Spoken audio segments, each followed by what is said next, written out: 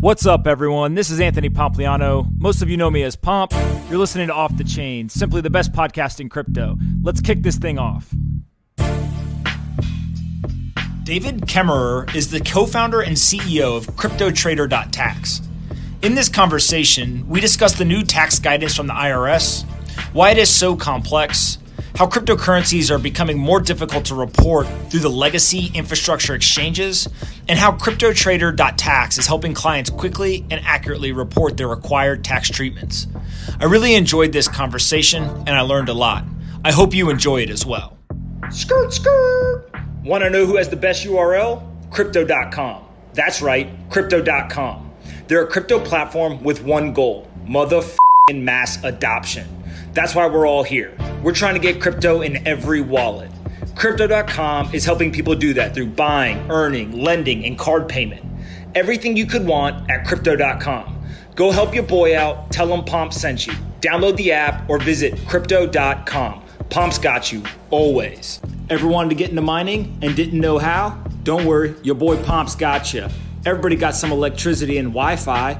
All you got to do is go to coinmine.com, you buy a coin mine. It's like an Xbox or a PlayStation that helps you turn your electricity into Bitcoin. That's right. You purchase it, it shows up at your doorstep, you pull it out of the box, you plug it in, connect to your Wi-Fi, 5 minutes or less, you're mining Bitcoin.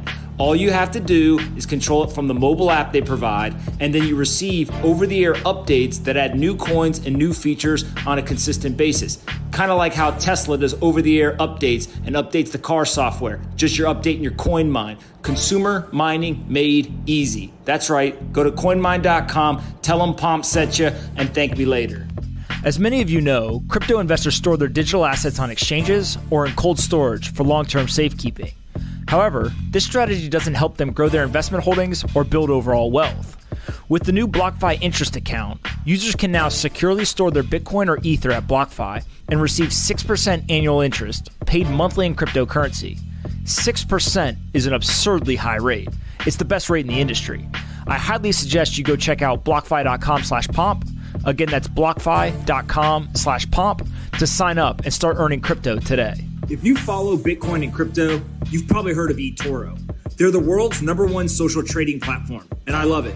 They've got more than 10 million other traders that love it too. And guess what? They just launched in the United States. Etoro offers access to the world's most popular cryptocurrencies, including Bitcoin, Ethereum, and others. With the smartest trading tools and the ability to connect with the best traders around the world, there's no better place to build your perfect portfolio. If you're new to Bitcoin and crypto, you can test the waters with their $100,000 virtual trading feature. But if you're more experienced, you can create custom technical charts and use Etoro's social feeds to inform your trading decisions. They've got transparent fees, and so you never miss out. They also have an easy-to-use application available on iPhone, Android, or any web browser. You can get started today in just a few clicks at eToro.com. Again, that's eToro.com. Get VIP access to Bitcoin and crypto markets today. Anthony Pompliano is a partner at Morgan Creek Digital. All opinions expressed by Pomp or his guests on this podcast are solely their opinions and do not reflect the opinions of Morgan Creek Digital or Morgan Creek Capital Management.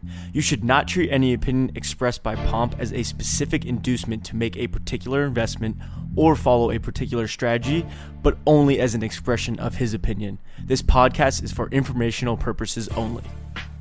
All right, guys, bang, bang. I've got David sitting here with me. Super excited to record this episode. I get tons and tons of questions about tax treatment around Bitcoin and cryptocurrencies. So I wanted him to come in and really just kind of talk through what's going on in the tax world and the product that they've built and how it can be helpful to people. So thanks so much for coming to do this. Yeah. No, thanks so much for having me, Pomp. It's good to be here. All right, let's start with your background. Obviously, there's not that many technologists who are excited about tax. So kind of what did you do pre-Bitcoin and cryptocurrencies? Yeah, no, you're exactly right. So my background, I've always kind of had the entrepreneurial feel. So coming out of school, I kind of wanted to decide, hey, what's the best way to apply my background and get into more of the entrepreneurial world. And so I went the sales marketing route, just thought that'd be the quickest way, right? When you look at building a company, I think the two most important things are, people who are building the product or service and the people who are getting it out the door. So I wanted to really specialize in distribution, sales, business development. And so got going with a big software company, worked at Oracle doing sales for them for a while, and then ultimately made the jump into entrepreneurship, launched a card game company that ultimately kind of took off, but it was like Cards Against Humanity for colleges and universities. So ultimately got into some like legal troubles with their, IP attorneys kind of coming after me. So after that kind of flamed out, I got really into crypto, kind of fell down the proverbial rabbit hole and started doing some market making, high volume trading. And so with that, we kind of ran into the tax problem. And so that's what ultimately sparked the idea for CryptoTrader.tax. All right, let's talk about this this card game, first of all. What the hell? What was going on with this card game? Yeah. So coming out of school, I saw a Kickstarter campaign for like a Cards Against Humanity version, but for like Harry Potter. And it like had destroyed its Kickstarter goals. And I'm like, okay, that's like genius. And it just got all these wheels in my head going on like how Cards Against Humanity gets way more fun the more hyper local it becomes. So, right, the more and more people can like immediately relate to the content of the card game, right? And so kind of wheels are going, and I thought the ultimate use case for that is bringing it to like college campuses where people, live and die. It's this intense college experience. And so I started essentially just building the card game, right? Similar to Cards Against Humanity, but around your college experience and all the things that you do, right? I went to the University of Wisconsin, right? When you're at Madison, whatever it may be. And so launched that, and it just absolutely exploded. Again, getting back to like the distribution, which is what I love and what I'm really good at is marketing, etc. And with that, right, everyone who buys that card game, it was called College Cards, right? They bring other people to the game, right? So they buy it and then they have to go play it with 8 other people. And so naturally you get this viral effect with this game, and it starts to snowball. And we were selling tens of thousands of dollars of this card game at the University of Wisconsin. And so ultimately the university takes notice to that, and I got some cease and desists from the law firms that represent them. But I expanded out to Michigan, to Ohio State, to University of Texas. Ultimately had to shut everything down after a long process, but it was really cool. I thought it was my ticket to, building a really big business. And so I think it's interesting that you look at it as the hyper-local component makes it more interesting. What was give me some examples of the things that were in the game, right? So for University of Madison, I have no clue anything that's there, but like, what were some of the things that were actually part of the game? Yeah, I mean, it was obviously very explicit content, and that was the point, get people like talking, but it'd be like, getting your fake ID taken at the KK, which is, a popular bar on campus, or like, certain professors, right? Econ 101 with Elizabeth Kelly. So it was very, very specific, like these inside jokes, right? That everyone who went to Wisconsin would know. Greek life played a big role, right? In making fun of certain sororities and fraternities. And so again, whenever it's this hyper local, you'll get people tagging each other on Instagram posts. It's such like a Facebook social media product. And so just all that virality built in, it blew up. But we ran into problems, right, where you get the trademark people from Wisconsin, even though we weren't directly using any official Wisconsin trademarks. Anytime you're associating yourself with the school, with those types of places, you're going to run into problems. So it was unfortunate. It left a bad taste in my mouth just because, it's a work of satire. We're not really taking anything away from Wisconsin. We wanted to pay them a royalty, but they wouldn't even do that deal. They just didn't want the game to exist. So it's tough to swallow, but like ultimately blessing in disguise, because that led me to the world of crypto.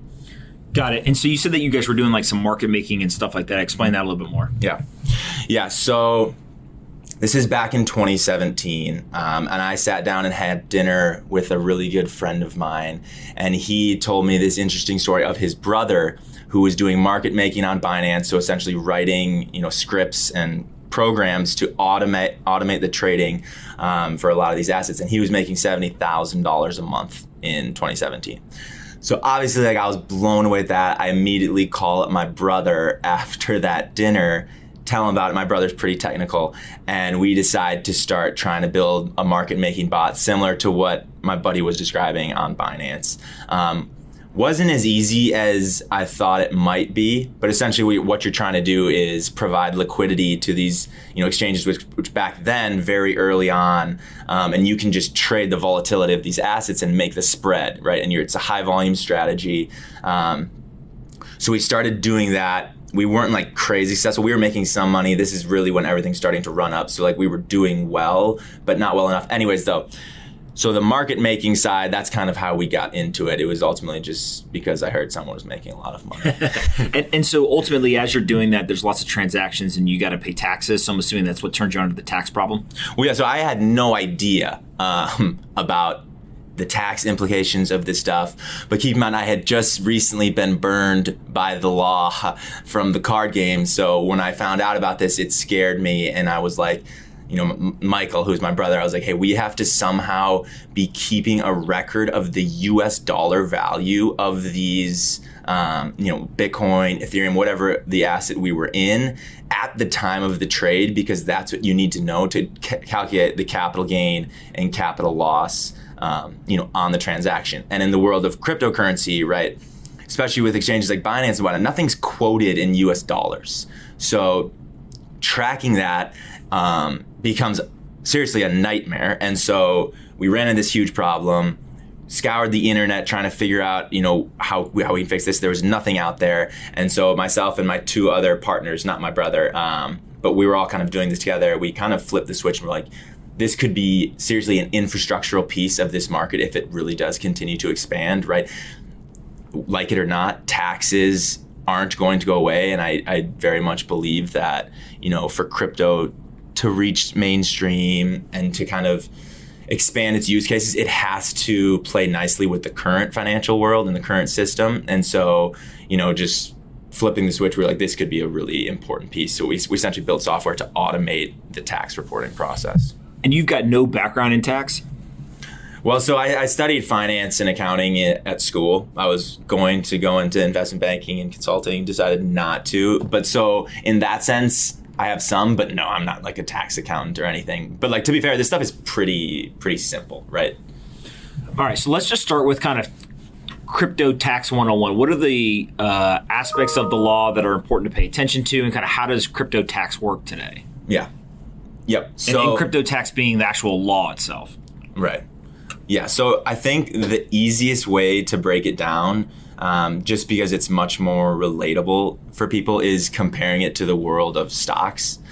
Because cryptocurrency, like stocks, by the IRS is classified as property for tax purposes.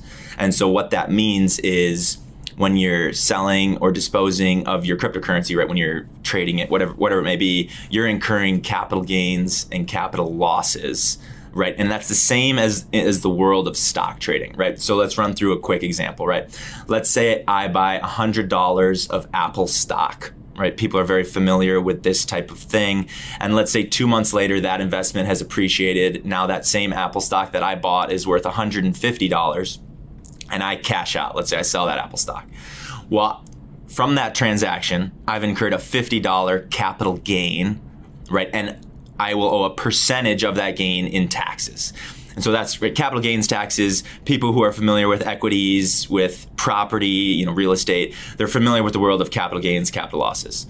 And so what a lot of people don't understand is cryptocurrency is treated the exact same way, but because of the transferable nature, et cetera, with cryptocurrency, some additional challenges arise when it comes to tax reporting. I was kind of getting into them right when I was talking about the Binance example. But so let's look at a cryptocurrency example. Let's say I, again, buy $100 of Bitcoin with Coinbase, okay?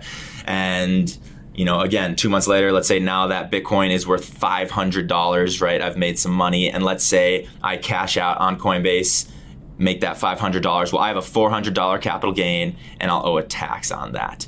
And so the tricky part so that at a high level, right, that's how it works. The tricky part with crypto is the different taxable events that trigger these gains or losses. So again, looking at the world of stock trading, what actually triggered my gain was when I sold my Apple stock, right? In the world of crypto, disposing of property, your cryptocurrency can be, when you're selling it for fiat currency. Also, though, when you trade it for another cryptocurrency. And this is where kind of the challenges arise, because let's say I bought that Bitcoin for $100. It appreciated to $500, but let's say I didn't cash out and I instead exchanged it all for Ethereum. So that triggers a taxable event. Like, I realized my $400 gain in that Bitcoin, and I also need to pay a tax on it. And as I'm sure you can kind of imagine that, right, crypto to crypto triggering taxable events makes the situation more sticky and challenging from a reporting and compliance standpoint. Yeah, so part of this is just that when it gets treated as property, there's certain elements in the tax code that make this much, much more complex than it kind of historically has been when it was just an investable asset like a stock, et cetera. And so one of them is crypto to crypto, right? So what you think is, hey, I'm not selling my Bitcoin. I'm just simply trading my Bitcoin for Ethereum because I want to use that for something. And let's say that you're not even speculating on price. You're literally just using the digital asset.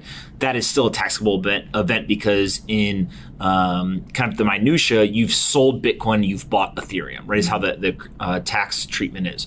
On top of that, even when you go to sell that Bitcoin, it may not execute in one single transaction, right? It could get broken up into 6 separate transactions in order to sell it. And my understanding is that that's also a taxable event. Mm-hmm. Yeah, exactly. So that's all correct. Other taxable events, right? And this stuff is annoying, right? Because obviously, cryptocurrency is a lot more, it takes on so many characteristics, right? It can be this form of digital money. It very much is an investment that people are speculating on. It's also, utility tokens, right? There's so many use cases. So it is challenging that the IRS blanketly treats everything as property, but that is how it's handled right now. What do you think it'll take to change that kind of guidance, right? In terms of today they treat it all as property. Is there something that you see coming down the pipe or some kind of inflection point that would make that evolve into some other guidance? Mm-hmm. Yeah, honestly, not really. So the one thing that I think would be cool, honestly, I don't think it's going to happen. My team has a lot of conversations with a lot of people very close to the IRS. One thing that I think would be cool would be to implement like a de minimis tax exemption where, the first $1,500 of capital gains is tax free and you don't need to be necessarily reporting that, because then, if I'm using Bitcoin to buy a TV or to purchase some goods or services, then I don't necessarily need to be tracking my capital gains or losses if it's up to X threshold. Now, to be clear, that's not how it's handled today, right? All of these things do realize your gains or losses in the asset. Other things that I think would be cool in the future, and again, I'm not sure how likely this is, but if the IRS actually explicitly came out and said, and didn't blanketly cover everything, right? And it was like, hey, for stable coins, which are designed to be a medium of exchange, right? These shouldn't be triggering capital gains and losses every time you transact with it, right? That's just a nightmare for businesses, for retail investors. It's unfortunate that it's treated that way. But if, they actually classified separate assets differently, right? Bitcoin, for example, that's always going to be property. Too many people use this as an investment, right? I think, Pomp, you're very much bullish on it as an investment. And so that's always going to have income associated with it, and therefore capital gains, capital losses. But for the stable coins especially, right, that shouldn't be treated as property because it's designed as a medium of exchange. But for the IRS to have to actually classify that, they would have to seriously come out and say, hey, this is a form of currency, which I don't think they're willing to do. Got it. And so obviously this is going to be super difficult for the individuals who are transacting in this stuff, right? But they rely on experts in accounting and tax, right? So whether it's lawyers, accountants, et cetera, I can't imagine that those folks are experts at cryptocurrency, tax treatment, et cetera, because they're just doing so much other stuff. What are you seeing in kind of the expert help vertical, right? Where I'm some individual, I'm a business, I need help with my taxes, I go to my accountant, I go to my lawyer. How up the curve are they and educated on this stuff versus are they kind of just shooting in the dark and really they just need as much help as they can get? Yeah, that's a great question. So have you listened to the podcast? All I do is great questions. So honestly, there is a huge lack of supply in tax professionals, accountants, enrolled agents who are familiar with this stuff. So with that lack of supply, right, means the demand is exceeding supply, meaning the tax professionals who are very comfortable with this can charge a very large premium on servicing this, lack of supply and this high demand in the market. So we're seeing that start to change. But yeah, like you said, the vast majority of tax professionals, of accountants, have no idea how Bitcoin, how Ethereum, how whatever it is treated from a tax perspective. And when their client comes to them, right, when they have a collateralized debt position with MakerDAO and they're, getting interest payments and they say, how do I treat this on my taxes? The accountant's going to run away very quickly. We're seeing that start to change, right? A lot of firms are actually starting to build an entire tax practice around crypto because it's a great avenue for client acquisition right now, right? If you can have on your website, hey, we're familiar with crypto, you're going to get a ton of clients right now. Just because, again, there's not much supply, but there's a ton of pent-up demand, especially as the IRS starts, increasing awareness about how this is tax enforcement, etc. But yeah, you hit it. The vast majority of professionals out there have no idea how this is treated from a tax perspective. Got it. And so what did you guys build to solve this problem? Yeah, so great question. So we built CryptoTrader.tax is the application that my team. That's a great name, first of all. Thank you. All right, so what does it do? Yeah, the name it was very much an SEO play, just trying to game Google. So the high level pitch is we built the software automates the entire cryptocurrency tax reporting process. And we're very much focused on the consumer, so you can frame it up in your mind like a TurboTax for cryptocurrency investors. Now, I will say we also build tools for tax professionals, for exchanges, etc. But really what it does is it allows someone to land on our platform. We integrate with all major exchanges and cryptocurrency platforms so they can suck in all of their transaction history into the platform with the click of a button, right? And once everything is into CryptoTrader.tax, then they can generate their tax reports for the year with the click of a button. So it really automates the entire capital gains, capital losses reporting so that you as a cryptocurrency investor or user or enthusiast can then just go plug this report into your TurboTax account, into Tax Act, or just give it to your tax professional so they don't have to know anything about how crypto's taxed, how to do it, how to do these calculations. They can just file that form like they're used to with stock trading. And how easy is it for you guys to interface with the exchanges? Like, are these APIs pretty sophisticated and built out, or there's kind of a lot of customization you have to do for each one? Yeah, that's, again, a funny question because, it's so drastically different across the board. Like, working with Coinbase's API is awesome, right? They have great team there, but there's problems with it too. Like there's certain things, there's bugs in their API, but it changes so much across the board. And that's one of our biggest challenges is there's no uniformity across these platforms and exchanges. And so from my team's standpoint, we have to dive into every single API, every, specific exchange and build out that integration from scratch. So, to answer the question, no, there's no uniformity, but we take that onus from the user, right, and we make it easy then once you're actually in our platform. Skirt, skirt. Want to know who has the best URL? Crypto.com. That's right, Crypto.com. They're a crypto platform with one goal, motherfucking mass adoption. That's why we're all here. We're trying to get crypto in every wallet. Crypto.com is helping people do that through buying, earning, lending, and card payment. Everything you could want at Crypto.com. Go help your boy out. Tell him Pomp sent you. Download the app or visit Crypto.com. Pomp's got you, always. Ever wanted to get into mining and didn't know how? Don't worry, your boy Pomp's got you. Everybody got some electricity and Wi-Fi. All you got to do is go to coinmine.com. You buy a coin mine. It's like an Xbox or a PlayStation that helps you turn your electricity into Bitcoin. That's right. You purchase it, it shows up at your doorstep, you pull it out of the box, you plug it in, connect to your Wi-Fi, 5 minutes or less, you're mining Bitcoin. All you have to do is control it from the mobile app they provide, and then you receive over-the-air updates that add new coins and new features on a consistent basis. Kind of like how Tesla does over-the-air updates and updates the car software. Just you're updating your coin mine. Consumer mining made easy. That's right. Go to coinmine.com, tell them Pomp sent you, and thank me later. One more word from our sponsor, BlockFi. Their new interest account allows you to securely deposit your Bitcoin or Ether at BlockFi and receive 6% annual interest paid monthly in cryptocurrency. This rate actually compounds, so you receive a 6.2% APY, which is very attractive given the alternatives. So you can actually take your Bitcoin, you can deposit it with BlockFi, and get paid an interest rate of 6% in return. Go check out BlockFi.com/pomp. Again, BlockFi.com/pomp to sign up and start earning interest on your crypto today. Got it. And so after I come to your website, I sign up, I OAuth you into my accounts, you suck in my data, you kind of do all your analysis. What do I get as kind of the end product of this? Yeah, so you get an entire tax report, and that contains a lot of things.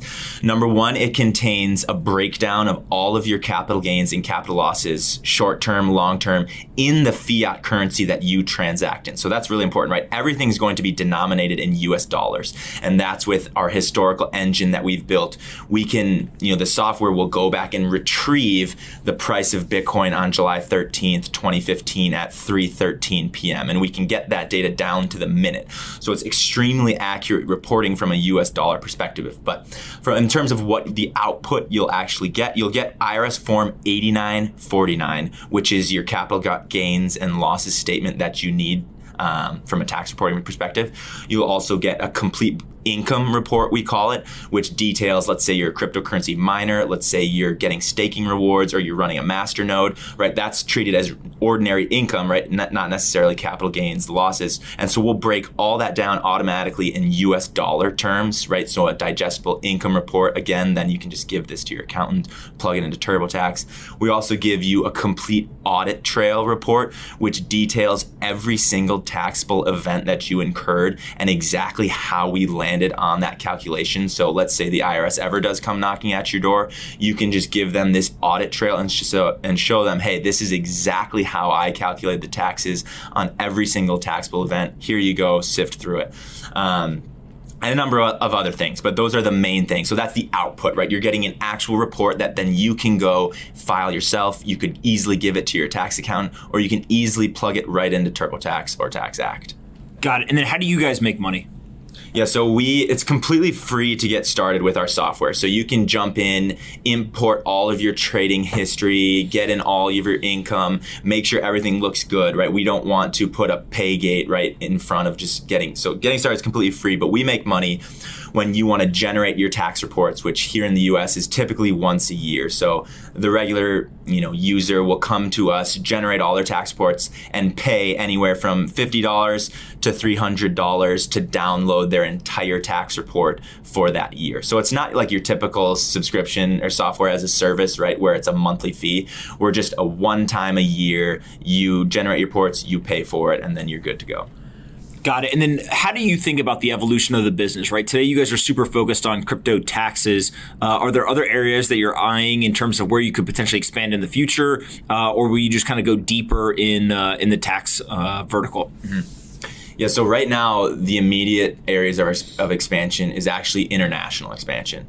And then a number of other things going deeper in the current market we operate in. But so, for example, capital gains, capital losses are treated very universally, right? Now, there's some nuance, but, for example, in Australia, they pretty much treat this stuff exactly like the US does.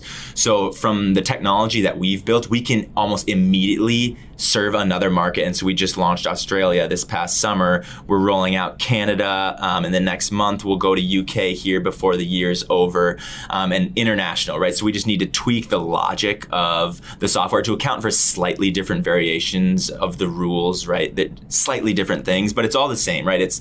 You're trading this stuff and you're making money, and so that is a form of taxable income. So that's the immediate. And two is to go deeper in the current market. So I'm sure there's so many different use cases of crypto, margin trading, staking, all this stuff. It's all income, right? It really is. People are using this to generate income, whether that's, these new DeFi services where your interest from loans, right? The BlockFi guys, I know all this stuff is taxable, and it's all challenging because, again, nothing is typically quoted in USD. It lives in these fragmented places. And so we can go deeper in the market by further servicing, margin traders, lending platforms, DeFi. So there's a lot to go after. And it's kind of, get your roots planted in the core and then just blow it up from there. So those are the two really big focuses. Got it. And how similar are the tax guidance in these other countries, right? So in terms of capital gains, capital losses, they're the same, but is Bitcoin and cryptocurrencies treated as property in all these other countries, or do you see kind of a wide variety of treatments? Yeah. So in the vast majority, it's treated very similarly, and that means it's treated as property, it's treated as this investment. Now, there's some one-off countries where they've said, hey, we're not even going to tax capital gains and losses. Portugal, for example. There's some other ones that are, but the majority are treating it very similarly to the US. So yeah, now again, there's slight variations. For example, Canada, you're required to use average cost basis as your costing method, which is kind of getting into the minutia of actually doing the accounting for capital gains, capital losses. But here in the US, typically you're using first in, first out, last in, first out, or like highest in, first out to optimize or minimize your taxable gains. But yeah, it is actually honestly treated pretty similarly. Like I said, Portugal is a little bit different. There's some other countries that we don't service at this point, but treat it a little differently. Got it. And then how about businesses, right? So we talked a lot about kind of crypto traders themselves, but how do you guys see the corporate customers or potential customers and how they're kind of interacting with this tax guidance, especially when, like, let's say, for example, they're just receiving Bitcoin because their customers are paying with it. What's going on there? Yeah, so in that example you just gave, that's pretty straightforward, right? It's still just a form of income, right? That these businesses would be receiving if they're being paid in Bitcoin. And again, the income they're recognizing should just be the fair market value of Bitcoin at the time they receive it. Now, where things get really complex and I feel bad for is the exchanges that operate in the US and the actual companies that are very much crypto native companies, just because they have an enormous set of rules, regulations that they need to comply with, right? And we don't. So like, for example, like if you're considered a money transmitter, you have to, comply with FinCEN, you have to do all these things, right? And that's why you see a lot of exchanges leaving the US because the cost of doing business and complying is tough. Now, again, we don't service that. But from a business standpoint, that's challenging. Now, where we do work with exchanges, and we have a bunch of partnerships with them, is, all of their users, right? Cryptocurrency exchange users, platforms, they have this tax reporting problem.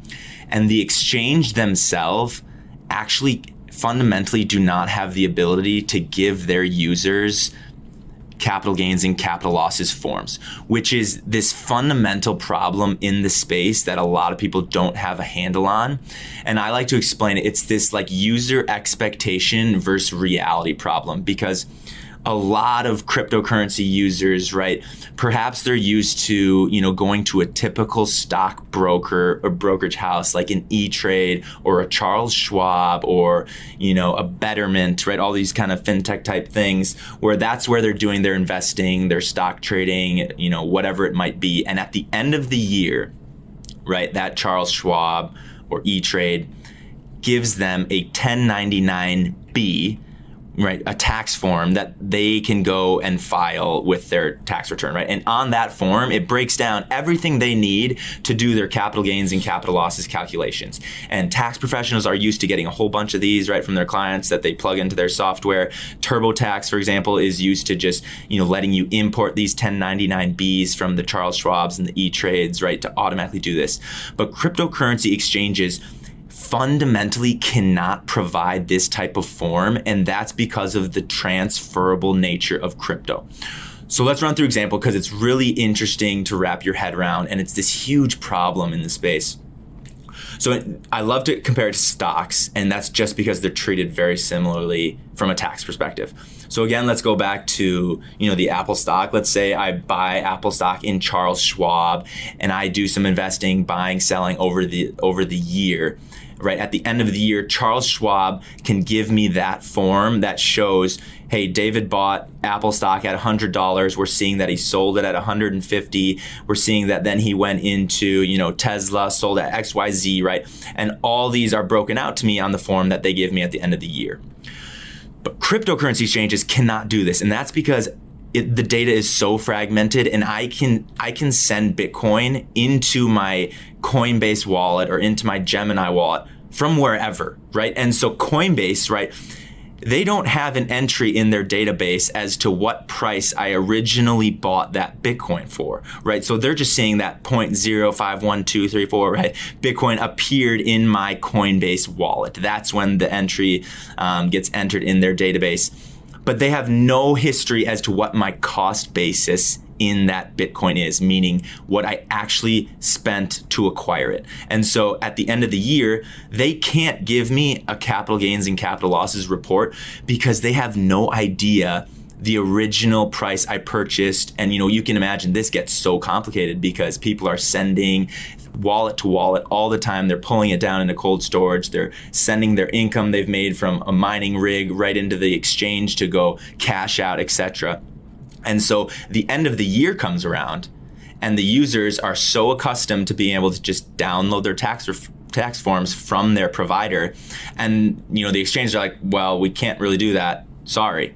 So the onus falls completely on the consumer and they're kind of left high and dry. And again, that's just because of the nature of cryptocurrency, because this stuff can be transacted and sold and sent from wallet to wallet, that the exchanges themselves cannot provide this form. And so that's the solution, right? That's the problem that we solve with CryptoTrader.tax. Got it. And so as you see, and are talking about these forms, the IRS is now asking every American whether they've actually traded cryptocurrency or not. Talk a little bit about this. Yeah. So this was crazy. So, the past month has honestly been probably the busiest from a cryptocurrency tax standpoint. And again, that's because the IRS released its first guidance in the past 5 years. Technically, it's the second one they've released, but its first update to the original 2014 tax guidance on cryptocurrency. This in October. We're in October 2019 for those listening 2 years from now. And 2 days after they released that guidance, they also released a draft of the future 1040, which is the standard income tax form that every single taxpayer in America fills out. And on this draft that they sent out to all the tax software companies and the big accounting organizations to kind of prepare for it, they sent these out. On that form, there is a checkbox that, under penalty of perjury now, every single American taxpayer, which is roughly 150 million, will have to check yes or no to the question, did you buy, sell, transact, or obtain any financial interest in any virtual currency? And so as a taxpayer, throughout the year. And so as a taxpayer, you will have to check yes or no. And so this is just blowing open the floodgates of, awareness. The media outlets are going crazy over this. It's just really crazy. And so, yeah, to answer that, it's newly on this new 1040 that everyone will have to fill out. All TurboTaxes in the Tax Act will have to ask their customers now, hey, did you ever transact in virtual currency this year? And so we're just seeing, compliance from that perspective just go through the roof. I'm actually more shocked, not so much about the IRS asking that question, but that only 150 of the 325 million Americans pay taxes. Yeah. Well, if you think about it, it's like so many people filed jointly, and if you're you're not actually filing your own tax return. So these are individual tax returns. It's estimated at 150 million. Got it. Okay. And so where do you see this all going, kind of moving forward, right? What are you excited about over the next 12 months? Yeah. Well, so obviously this is really big for, our company at CryptoTrader.tax, just because we're doing a lot of educating in the market. And that also comes with, the tax professionals and accountants. Like I said, majority of them really have no idea what's going on in this world. So that's a big focus for us, is educating those folks, bringing them software tools to help make their world easier as they serve a bunch of clients, and as they now go and ask their clients if they've ever transacted with this type of thing. So we're excited about that. And then I think we're also just excited about making the world of crypto investment, transacting in it easier.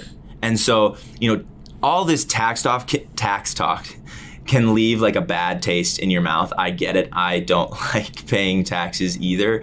But we receive hundreds of chats on our customer support lines from our users who are like, hey, you guys made this so much easier. I was literally dreading this for months.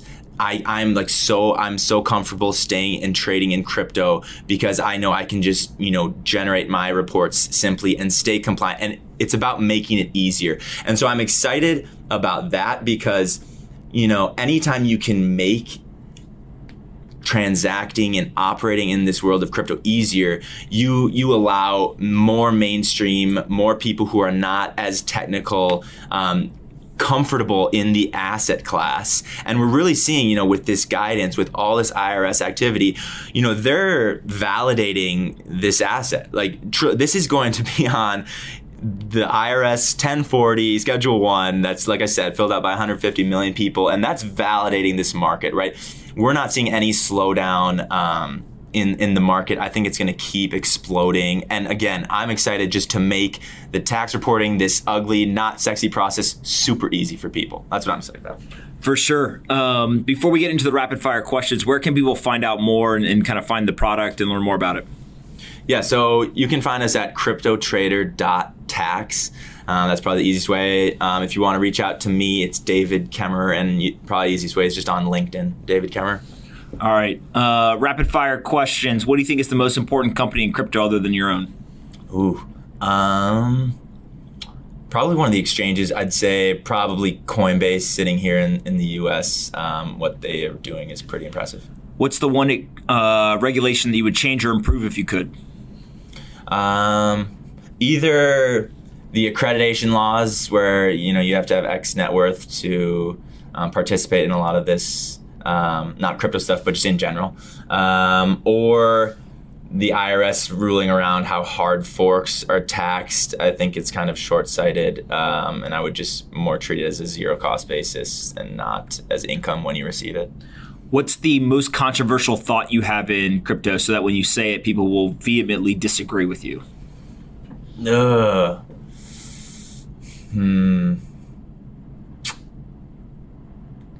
I'm still not sure where a lot of this is going. And I think, in crypto, you get so many people who are so sure that Bitcoin is going to be, the reserve currency of the world. And I'd challenge that. I'm still not sure. It's not going to go away. I can tell you that. But yeah, I'm not sure as to how this is all going to play out, but it's going to be a good ride for sure. So basically the upside, how far up is the ceiling to some degree? Fair? Yeah. That's my question, you're saying? Yeah, that's basically how you think about it, right? Yeah, exactly. It's like this isn't going to go away, but what's the upper limit? Right, because it's so often compared to the internet and looking at how far that has become. And it's I'm not 100% sure still it can do that. We'll see. There is so many exciting use cases, and sometimes I'll flop back and forth between that. Some days I'll be, oh wow, this could become absolutely enormous. Looking at specific use cases, I love what the guys at Brave and Basic Attention Token are doing. I think that's awesome. I think that really gets me excited when you're talking about a way to monetize your own data. So yeah, I contradict myself, but it's hard to see, as I'm sure you can agree, right? Ultimately where it's going. But maybe you disagree. No, not at all. What do you think is the most important book you've ever read?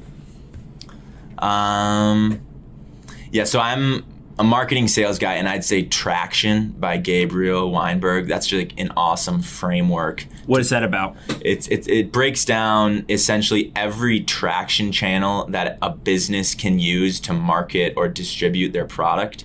And so, he breaks down, like, I think it's like 18 in the book, the 18 different ways you can market or distribute your product. And once you have that wide framework for each business, the traction channels that are optimal for that certain business change, right? So for the card game company, it was very social focused and sharing, right? For the company that I'm doing now, it's very content marketing heavy. It's very search engine optimization, right? All that stuff. So it just does a really good job of breaking down every single traction channel you can use to market your products, and then figuring out, well, which ones should I use for X business that I'm in today.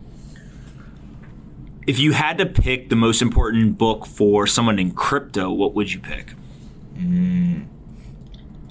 Probably the Bitcoin Standard, I think. Why? I think it's just, again, a good fundamental, it'll get you just thinking about money, why we think these US dollars in our pocket have value, and ultimately challenge your perspective there. All right. Before I end each episode, I let you ask me one question, but aliens, real, not real? Oh, yeah. Do you believe?